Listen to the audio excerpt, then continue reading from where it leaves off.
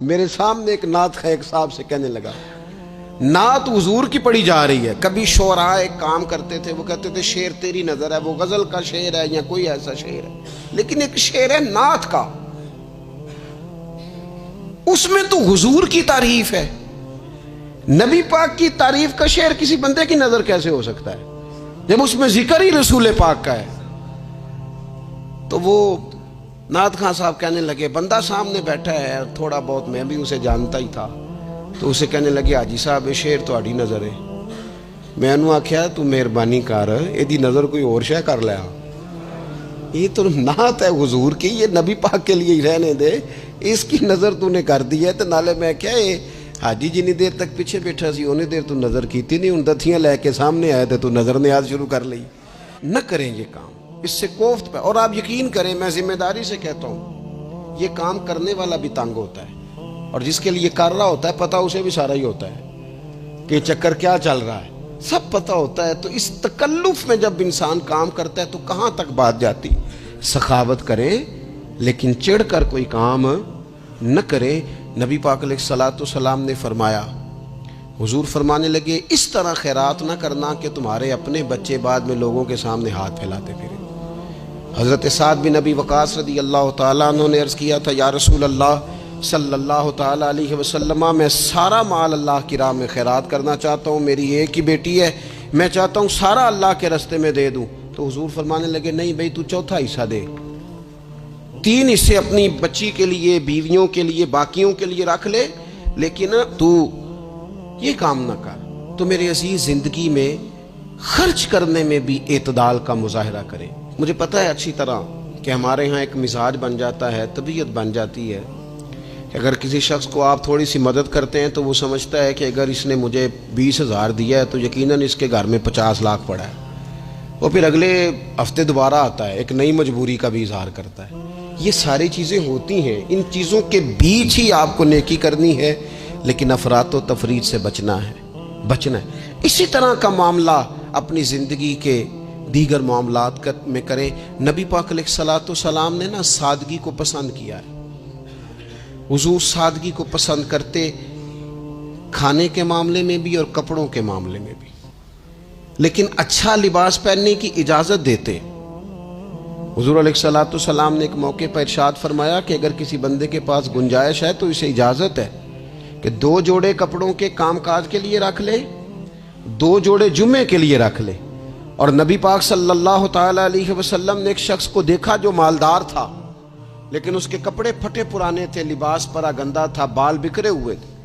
تو اللہ کے محبوب علیہ السلام نے فرمایا تیرے اوپر اللہ کا فضل ہے، اور رب جب فضل کرے تو پھر اللہ فضل دیکھنا پسند بھی فرماتا ہے۔ فرمایا تو اچھا لباس پہن، حرج کوئی نہیں، لیکن اپنا رسول پاک علیہ السلام کا طریقہ مبارکہ یہی تھا کہ سیدہ عائشہ صدیقہ فرماتی ہیں کہ یہ وہ لنگی مبارک ہے اور یہ وہ پیوند والا کرتا مبارک ہے، اسی میں محبوب نے اپنی جان اپنے رب کریم کی بارگاہ میں پیش کر دی۔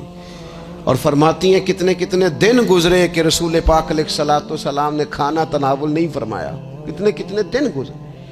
میں اس ساری بات کو اگر سمیٹوں نا تو میں یہ نوجوان اگر میری بات پر غور کریں تو اسلام کہتا ہے حضور خود کنگھی بھی فرماتے تھے، تیل بھی لگاتے تھے، امامہ بھی باندھتے تھے، سرما بھی پہنتے تھے، سادہ لباس پہنتے تھے لیکن صاف ستھرا۔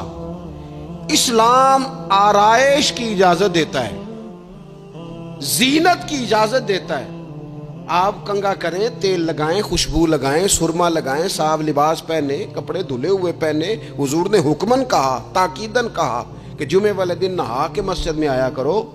اسلام آرائش کی اجازت دیتا ہے، بس نمائش سے منع کرتا ہے۔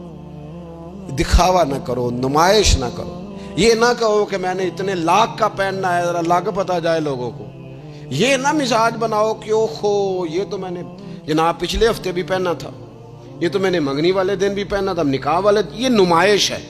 نمائش سے اسلام منع کرتا ہے۔ اللہ کے پیارے رسول صلی اللہ تعالیٰ علیہ وسلم نے فرمایا جس نے دنیا میں شہرت کا لباس پہنا، اس طرح کا لباس پہننا چاہا، اس طرح کے کپڑے زیب تن کرنا چاہے جس سے محسوس ہو کہ میں ایک بڑا آدمی ہوں، میں مالدار آدمی، جس نے دنیا کے اندر شہرت کا لباس پہنا، اللہ قیامت کے دن اسے ذلت کا لباس پہنائے گا۔ یہ معتدل کیوں نہیں رہا؟ اس نے کیوں حد سے تجاوز کیا؟ اس کو اس طرح نہیں کرنا چاہیے تھا۔ رسول رحمت صلی اللہ تعالی علیہ وآلہ وسلم نے ہمیں جس چیز کی اجازت دی ہے وہ کام ہم کر سکتے ہیں، اور جس سے نبی پاک علیہ الصلوۃ والسلام نے ہمیں روکا ہے اس کام سے ہم نے بچنا ہے۔ ایک اور بات بھی خاص اور بالخصوص نوجوانوں سے کرنی ہے، وہ خاص اس طرح کھانے پینے میں معتدل رہیں، کمائی کرنے میں معتدل رہیں، خرچ کرنے میں اعتدال کا مظاہرہ کریں، لباس میں اعتدال کا مظاہرہ کریں، اسی طرح نا یہ آرام کرنے میں بھی ذرا معتدل رہیں۔ بہت زیادہ آرام کرنے لگ گئی ہے نئی نسل۔ آپ ضرورت سے زیادہ بھی سو لیں تو تھکاوٹ بڑھ جاتی ہے۔ اگر انسان اتنا ہی آرام کرے نا جتنا اس کی طبیعت کے لیے ضروری ہے تو اس میں طبیعت فریش رہے گی۔ لیکن اگر آپ کہیں، وہ ایک دوست ہیں ہمارے، تو ان کو جب تک کوئی اٹھائے نہ تو اٹھتے نہیں، تو گھر والوں نے ایک دن ارادہ کیا کہ آج صبح نہیں اٹھانا، دیکھتے ہیں کتنے بجے اٹھتا ہے۔ ماشاءاللہ شادی شدہ ہیں، بچے ہیں، تو کہنے لگے جی پھر اللہ کے فضل سے میں 2 بجے خود ہی اٹھ گیا تھا۔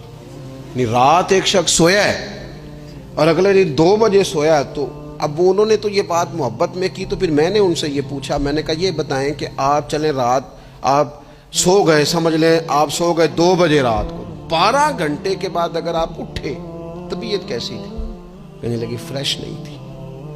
میں نے کہا فریش تبھی ہوتی ہے اگر آپ فجر میں اٹھ کے وضو کر کے نماز پڑھتے ہیں۔ فریش یہ تبھی ہوتی ہے اگر آپ سحری آپ اپنی روٹین کے مطابق اٹھتے اور اپنی ڈیوٹی پہ جاتے، واپس آتے اور تھک کے سوتے۔